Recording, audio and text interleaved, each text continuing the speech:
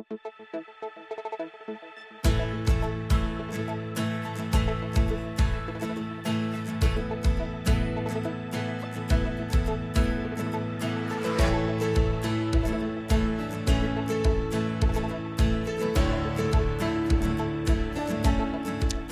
everybody, and welcome to another edition of Spotlight HBG, our weekly topical show in which we introduce you to some of the most amazing people in Harrisburg that work right here for our city. Today's guest may be familiar to some of you. It's Susan Brown Wilson, who is the Client Logistics Grant Manager for the Lead Safe program here at the city. Welcome, Susan. Thank you. Thank you, Mayor. We're going to have a conversation with Susan here in a second, but we're going to begin, as we always do, with the latest data about COVID in our city. We're going to put up the first graph here, and it is an alarming graph. And I want people to please pay attention and look at this graph. It shows a true spike in terms of the concentration of the virus in our wastewater system, much higher than even last week, and it's showing a trajectory which is far beyond the trajectory we saw even last fall. If we go to graph number 2, you will see an equally alarming figure, which shows that the normalized virus concentration in comparison, in other words, Harrisburg compared to hundreds of other cities around the country, we are at a concentration level that is 97% higher, or is higher than 97% of all the other samples that this company samples. It's off the charts. We're the little red line on the far, far end of that graph. And it works out to an estimate in Harrisburg of 220 new cases a day, which is an extraordinary number. I know from speaking to folks at UPMC that they're starting to see the hospitals filling up again, and we are right back at where we were a year ago, and in some respects, it's even worse. So what I need to remind people to do is to be sure to get vaccinated if you haven't been vaccinated. If you're eligible for a booster shot, I just got my booster shot this past week. If you had the Pfizer vaccine and it's been 6 months, you can be eligible for a booster shot depending on your age and circumstances. You should contact your healthcare professional and hopefully get that booster shot. And we all need to stay vigilant. Continue wearing masks in large gatherings, washing our hands, especially as we begin to move indoors. This is what the map shows. Even last summer, COVID will go down in the summer as more people are outside, but as it gets colder and people begin to move inside, it begins to spike up. And that spike is already occurring. And that's occurring here in Harrisburg, even with the fairly nice and warm weather that we've been having. So it's something that we need to pay attention to, we need to take seriously, and I hope people will let those graphs sink in a little bit, because it is significant for our city and our region. We're going to turn now to Susan Wilson, and I said a familiar face. You may remember her from Harrisburg City Council. We're going to talk about that time, and we're going to talk about her role in the lead program. But I wanted to begin, Susan, with a little bit of your personal history so people could know it. I know that you were born and raised in Harrisburg, but your family originally came from Steelton. Can you talk a little bit about your experiences growing up in the Steelton-Harrisburg area, your parents, and maybe the values that they instilled in you? Yeah, well, I come from a relatively large family. My father was one of 12 children. My mother was one of 7. We had a family network that, most of my cousins, there were 38 of us as first Wow. cousins, those were our best friends. We visited each other's homes. So most of my time as a child was spent either at my grandparents' or one of my father's sisters' homes, because he had 9 sisters. So one of their homes is where we went as kids in terms of eating and playing and socializing, and of course church was a big part of what we did on Sundays. Like they always said, if you can go out and play on Saturdays, you had to get up and go to church on Sundays. So we did a lot of that, but we had a lot of love in our family. We'd have family gatherings, dinners on Monday nights, where my aunts and my father and his brother would actually host dinners for us on Mondays, which was, people would probably find that very strange, but it was important for them to have all of us together as a unit. So we grew up in each other's homes. Most of our family, when you look at us in terms of our dynamics, I would consider them to have been middle income class because a lot of them worked for the federal government, having federal government jobs. Many of them being lawyers, some of them being doctors, and so there's a litany of professions within my family that go back from the very beginning because we had grandparents who worked very hard for everything that they had. They were basically farmers that came from the South, out of Virginia, and they moved their families here to the Stilton area, and then of course they reared their children here, and of course then we expanded, and of course as we've gotten older, of course by the time I was 3 years old, we ended up moving to Harrisburg. And so I basically grew up in Harrisburg, but I spent a lot of time in Stilton because that's where my grandparents and my aunts and uncles lived. Yeah, talk a little bit about this professional class. I know your parents both were full-time workers and part of this professional group. What happened to it, and what did it mean to you growing up? I think when you look back on it, I mean, we didn't think it was anything really special because we just thought it was about working hard and having opportunities. I think they had great opportunities, even though back then, if you look back and you look at some of the Army bases and military bases, because that was what was here and throughout the Harrisburg and Middletown area, you had Olmsted Air Force Base, you had Letterkenny Army Depot, you have the Mechanicsburg and New Cumberland depots that are there. So a lot of the people that lived here worked there. And at that time, back then, you had the population in the Harrisburg-Stilton area may have been about 92,000 just in the central, in Harrisburg itself. Certainly and more. as time went on and things started to shift, within those neighborhoods, though, where we grew up, like the dentist lived around the corner from me. His name was Dr. Little. And then you had the McGearys, who happened, their father was a police officer, and he lived one street over. And so you had another gentleman who worked in the sheriff's office that lived across the street. So in the neighborhood that I grew up in, between State Street and I'll say the bypass, most of the families that lived in there, they were either the doctors, the lawyers, your professional workers, and that's not to say that you didn't have other professional workers throughout the city of Harrisburg, but that was the neighborhood I knew, and that was the neighborhood that I grew up in. And so we all watched out for each other. The parents watched out for one another and made sure that the children, pretty much it was when the street lights came on, you had to be on the porch. You didn't wander in the neighborhoods. It's like that question, do you know where your children are? Yes, our parents knew where the children were because we had to be at home, you know, and at that time the family dynamics is that you had your mother and your father, and even if you didn't, you had your grandmother and your grandfather that may have lived with you. And so it was a lot different then in terms of the structure that you had that kept you and that cohesiveness as a family. And so I think some of that has changed today when we look at where our children are, but I think it's important to know that we still have it, and it's a matter of getting back to that and ensuring that our kids have, you know, that level of comfort, but also have guardrails in place so they understand what's going on in life, and that every once in a while you can veer off.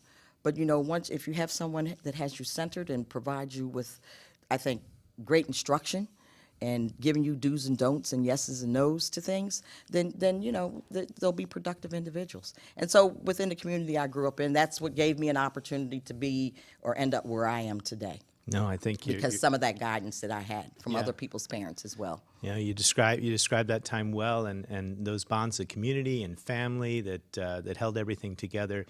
As you say, they're still there. We need to figure out how to empower them, reinvigorate them today, but they're still there. You went to Harrisburg schools and you graduated from John Harris. What was your experience like in the Harrisburg school system at that time? At that time, I was active in the school system. I was in the book club. I was in government. Okay. The government, believe it or not, who would have ever thought, right? Yeah. But in any case, I ran track. I was a cheerleader. So I had a great opportunity to do some things that maybe other children aren't doing today. By the time I was a senior in high school, having ran track and having been a cheerleader, I had finished all my coursework. And one good program that they have that we no longer have today that we need to figure out how do we get that program back for our children is to have a co-op program. So that our children, if you finish your high school courses in your 12th grade year and you only need 1 or 2 classes, then you've got to figure out a way to bridge it so the children can go to work early, create an avenue that they develop a skill, and then eventually go off to college. And maybe they don't go off to college. Maybe they end up in a trade school. But somehow we've got to motivate our businesses within this community to contribute to that, because I think when you set programs up where children have avenues or access to programs, it will give them a whole different perspective on what life is about. And by giving them that first job, it has the potential of changing their lives forever. So anyways, I was a co-op student in my 12th grade year, and I worked for IBM, by the way. Okay. Went off to college, graduated from high school, went off to college. I graduated from East Stroudsburg, and a week after I graduated from college, I was offered a job with IBM. So Perfect. it was just, is perfectly aligned, not something that I had planned on, because I wanted to go on to further my education in terms of potentially going to law school, but I got a job offer. And so at that age, when you're coming out of college at 20, going on 21 years of age, and you get a great company like IBM offering you a job, you jump at it. So I graduated on the 18th of January from East Stroudsburg University, and I went to work for IBM on the 26th of December. But you'd already made that connection in high Yes. school, which I think Yes. you're absolutely right.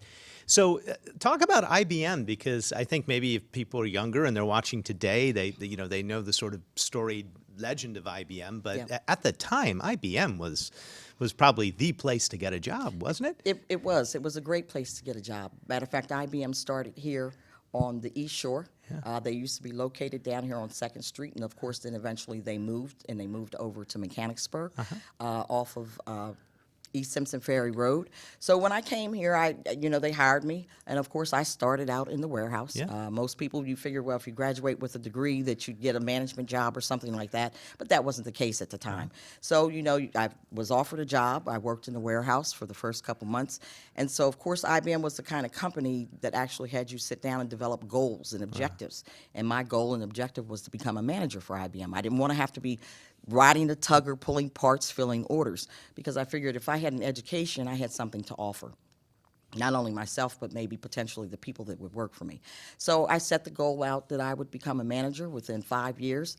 And so I was hired in 1979, and I became a manager in 1983. Ooh, you beat your goal. So I met the objective of becoming that, and from that point on, then I just moved up through the various ranks from a management position, but still being a first-line manager, because there's several management positions. But having worked at the ground level and working my way up, it was a task, but it was worth it. No, that's incredible, and we'll talk about it. And you end up staying at IBM for an entire career, which Yes. is also remarkable in this day and age. But I think the concept of beginning in the warehouse and then rising through management, I think that's good for people to hear. Do you have general advice on the generation today that's maybe looking for a job? Right now, especially with COVID, the story is that there's a lot of opportunity there and not enough workers. What's your general philosophy? I think it would be, you have to start from somewhere.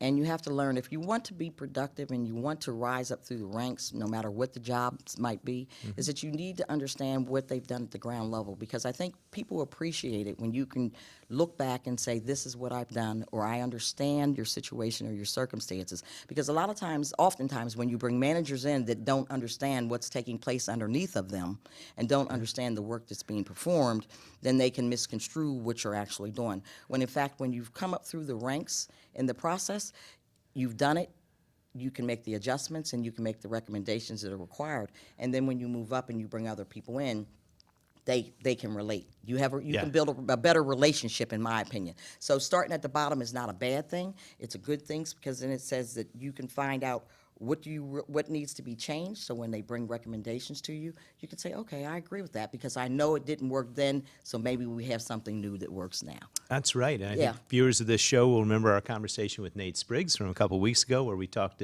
precisely about that. He started at the bottom in a custodial job in the city and is now Director of Public Works after Yes. a long journey of, again, like 30 years. That's the way it should happen. I don't know how often that's happening today.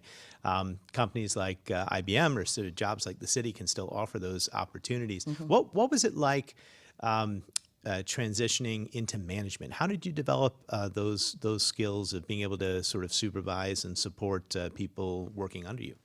Well, IBM had a management training school. So I think it's important for anyone that's going to become a manager, you need to have management training. So, when you went into management at IBM, they sent us away to school. You had to go to school once a year. For the first year, you went twice a year because it was about making sure you understood how to manage people, understand personalities. You needed to understand what was important and what made them successful. So it was really about helping the individuals that you were actually managing become successful even in their jobs, because you never want to make someone feel as though they're not important. Yeah. So that means looking at a family situation and saying, maybe you had a mother that was a single mother that may have had 2 or 3 kids, and maybe a child was sick. So IBM actually changed their policies in terms of sick and things like that, because they would prefer for you to have stayed at home with your child as time went on. Initially, it wasn't like that, but as time shifted, they found that there was more value in allowing someone to work at home that had children that were sick, because guess what? She's there taking care of her children, being able to do what she needs to do, not having to be concerned. But this was later on in the years that they've shifted to that dynamic. But in management training school, they taught you how to manage people and understand that your success is their success. Because if the people aren't successful, you can't be successful. Wow. Well, you go on to raise a family at this time as well, working at IBM. And let's talk a little bit about getting involved with again with the Harrisburg School District, returning as a parent this time, and viewing it through the lens of, say, your own daughter. Yeah. I got involved with the school district once. Pretty much I'm hearing some of the same messages today in terms of books not being available, Right. access to information. And I believe that any child that's going to learn has to have the material in front of them. Today, things have changed so much that everything's online, and kids are being asked to look at things that are, digital papers that are printed off for them. And at that time, the children in the Harrisburg School District weren't getting their books that they needed. So my children would come home and I'd say, okay, well, what's your lesson? And they'd give me a mimeograph piece of paper. I said, but where are the instructions? Because to me, you need a reference point with which to come up with the answer. And so that's how I actually got involved. And that was back in about 1997, 98, when my girls were in high school. And I was somewhat flustered, so then I just started going to the school board meetings, and I kept saying, look, you guys have got to do better than what you're doing here as a school board in making sure that our children have the work or the books that they need. They found books that were in warehouses that weren't given out to the kids at that time. And so, I just kept going back, and I just kept saying, guess what? That's not the way my kids are going to learn. And I need to make sure that they have what they need. My kids would always say, Mom, please don't come to school anymore. But any parent worth their salt, looking at their children and knowing that you want the best for them, you're going to go and fight for them. And every parent that's in the city school system today that has a child should be fighting for their children to get everything that they need. Because at the end of the day, you are your child's advocate. Because we have to understand, we're still dealing with children who don't have the ability to think outside the box. They're learning. But in order to advocate, you must be able to have the skills with which to do that. So we as parents have those skills, and I felt as though I needed to be my child's advocate. Matter of fact, all 3 of their advocates, it's 4 of their advocates, in terms of making sure that they were getting the best that they could get. Right. And the school board is usually a means of, sort of political advocacy and awakening in which people really begin to get involved in the dynamics of the city. At the time, there is a mayoral takeover of the school district, and I'm guessing that one of the reasons you chose to run for city council was because you were influenced by what was still going on in the school district, but the elected school district didn't have the power at that time. Can you talk about that moment in Harrisburg's history? That moment was to me, it was like a dark spot and like a blot on the school itself. I felt as though the people that decided that it was more important for them, because what people didn't understand at that time, looking back over it, it really had to do, I looked at it from a standpoint of who was controlling the money and the funding within the school district. At that time, we wanted to build a brand new school. We had the opportunity to build that new school that we wanted for our children. It would have cost about $40 million versus the money we actually spent at John Harris. It was almost probably $100 million to actually do it.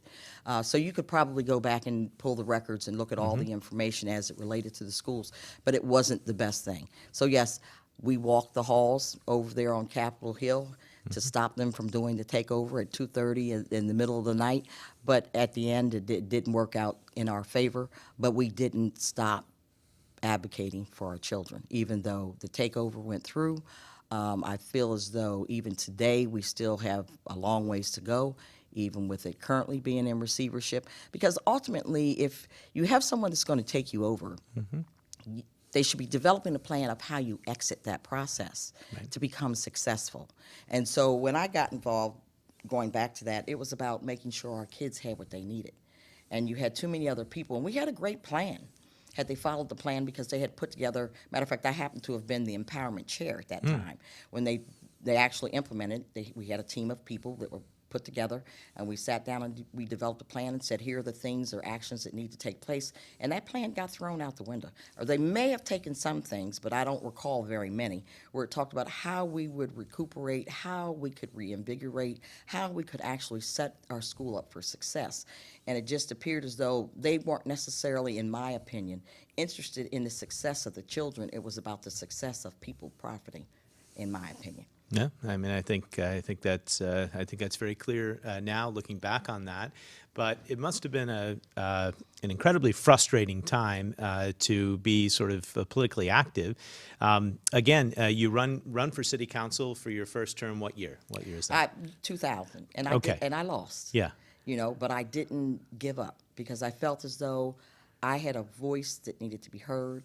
I felt as though it was important to be an advocate for even this community. So even though I failed in my first run, that was in 2000, I did not give up. So I ran again, and I got elected in 2003, and I was seated in 2004, and I stayed on city council from 2004 till the end of 2015.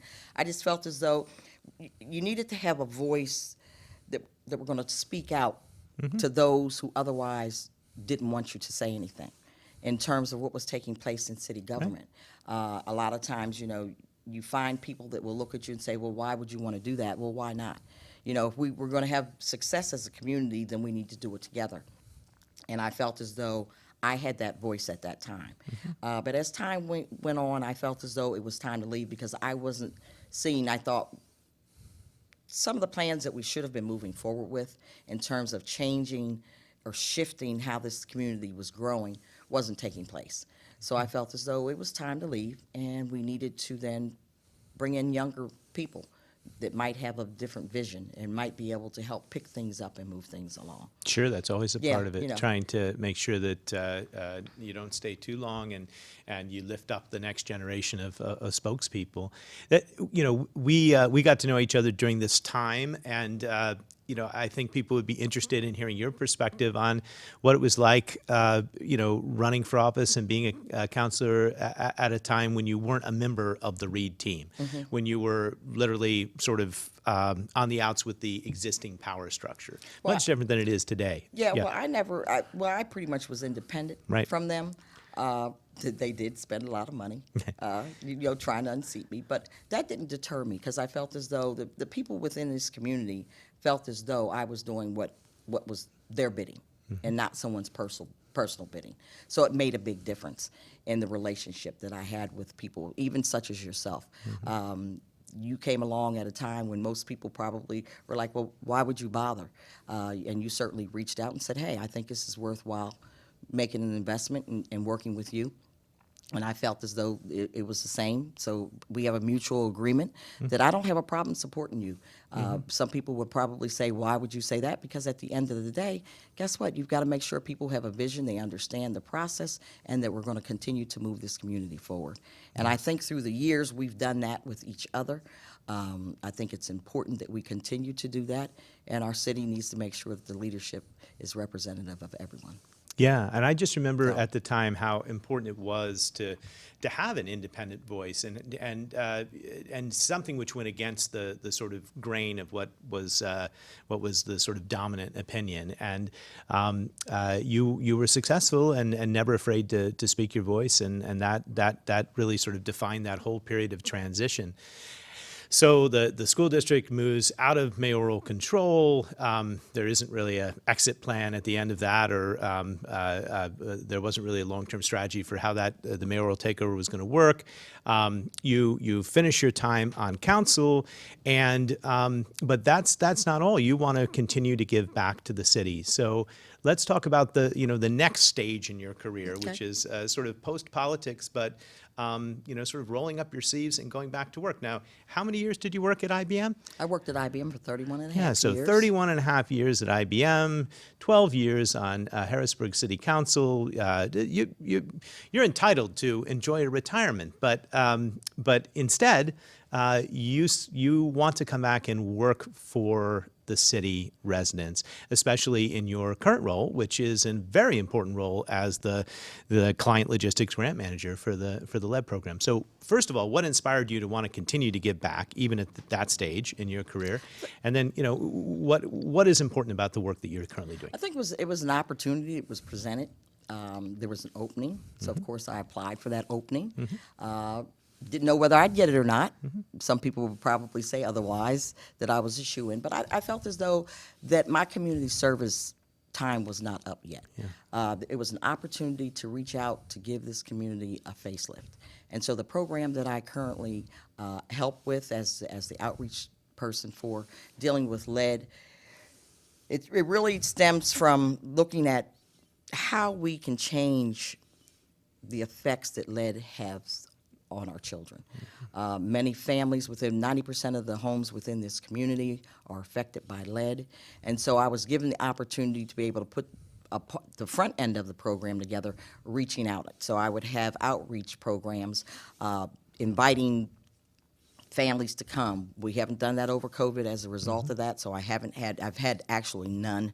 I think we may have had one or two, but not many since I've joined, because in 2016, when I actually joined the team, I put together a whole package where we went to every church, we went to every school, we went to anywhere they would have us, we would go to talk about the lead program and to talk about, and by the way, it's a free program.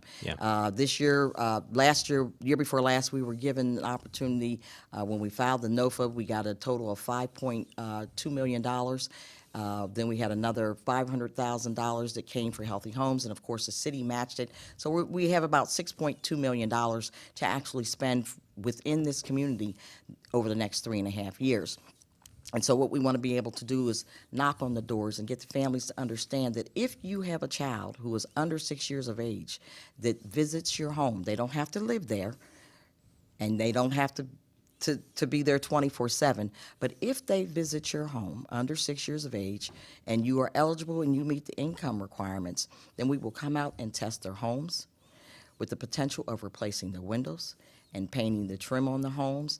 And not only that, when you go through the city and you see that work being done, it gives the neighborhoods a facelift. Because otherwise, people wouldn't be able to afford the new windows that you put in. They put on new decks if they need it. That gets covered under Healthy Homes. And so we normally, on average, spend anywhere per house. It could be as low as $5,000 and sometimes as high as $18,000, depending upon what needs to be done in that home.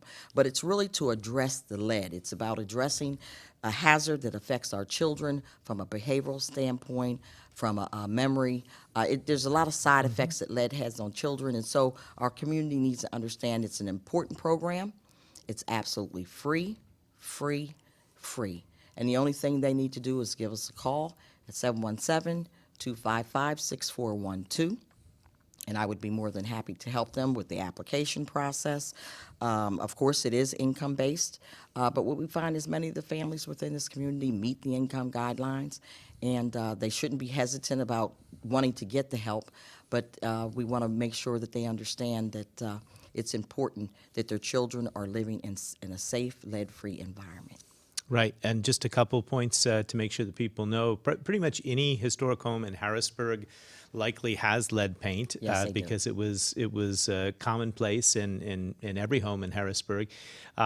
If that paint is chipping or flaking or becomes mixed in the air and is inhaled, it can be a true hazard and lead to developmental disabilities and learning disabilities for children. So it's something to be taken seriously. And talk about renters a little bit too. So if you don't own your home, but you are staying in a home in which the paint is chipping and you've got children, how does it work for you as a renter as opposed to a homeowner? Same thing applies. Same thing. Whether you rent or whether you own the home, we will come in and do the testing. We will actually come in, you fill out the application, and what we find is most rental properties, they would certainly qualify for the program as well. I mean, we've gone out and even encouraged some of the landlords. People would say, why would you want to have that done? Well, number one, it gives us an opportunity to be able to go in and look at some of the places that people were in. And, we get other things, and so I'll refer them over to other departments if necessary. But it's about making sure every child within this community is living in a safe environment. So whether you rent or whether you own the home, we will go in and provide the same level of care and do what we need to do in terms of lead remediation in those locations as well. And I imagine COVID slowed the rollout a little bit in terms of, it was harder to get into people's homes. But ironically, it's probably more needed than ever because people are spending more time in their homes, right? Oh, it most certainly is. It has been rather slow, but I think we've done a relatively good job considering with COVID being down and us not necessarily having the outreach that we normally do. So on average, we might get 1 or 2 applications a week, sometimes 3 or 4. It just depends as we go out, and usually when we're doing one home, it will spark another homeowner. Just to give you an example, we were on Mulberry Street, and one of the young ladies, she was getting her home done, so the neighbor asked the question.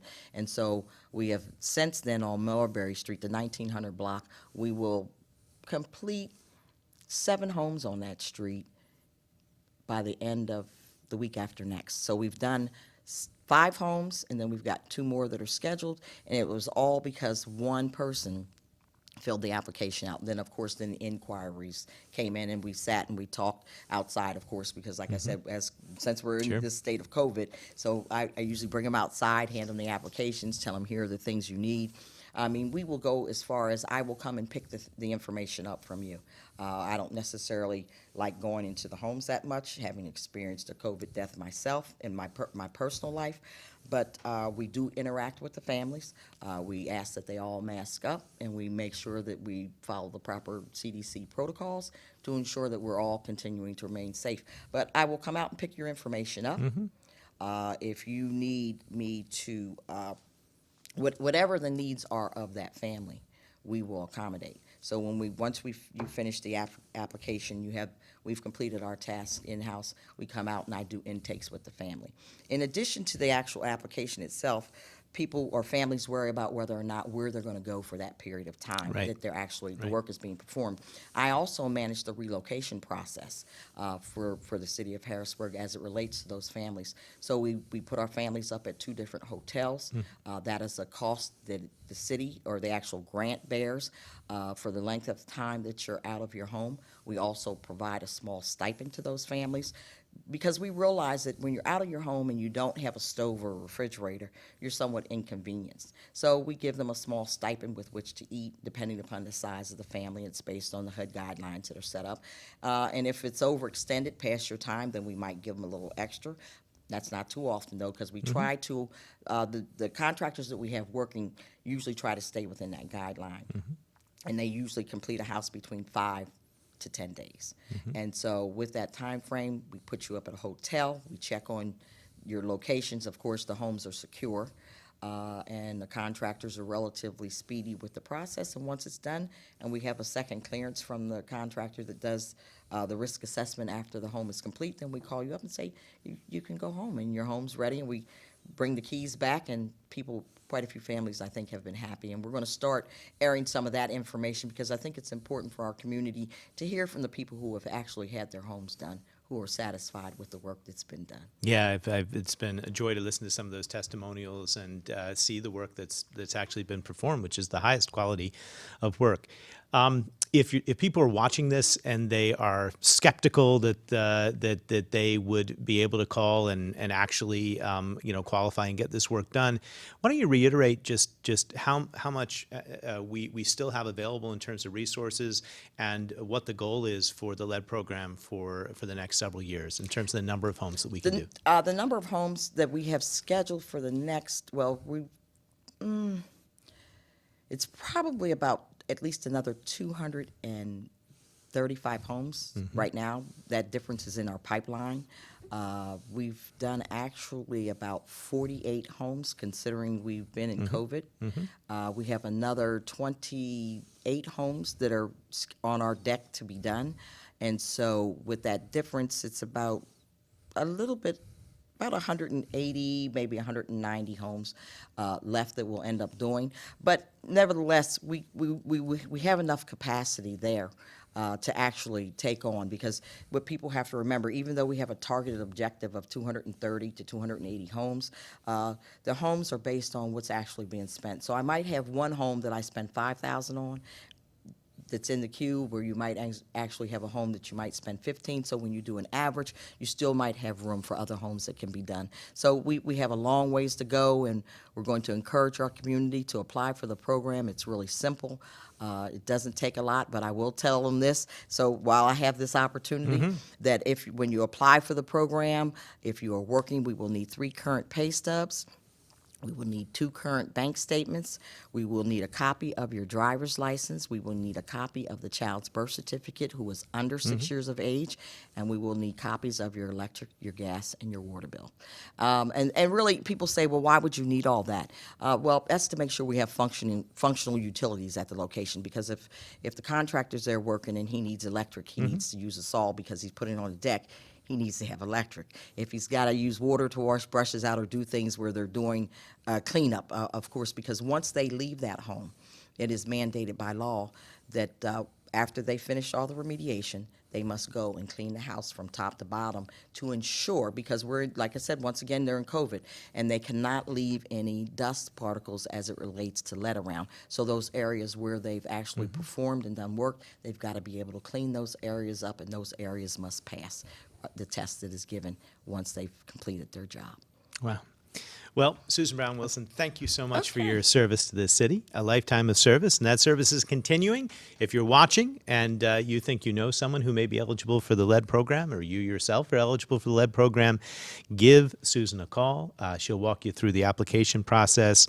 We have over 100 more homes in the pipeline, just ready to go, ready to fix up. It could be yours. Let's get your name on the list. So thank you everybody for watching. We'll be back again next week and every week, Friday at noon, for Spotlight HBG. I'm Mayor Eric Papenfus, and until next time, be safe and be well.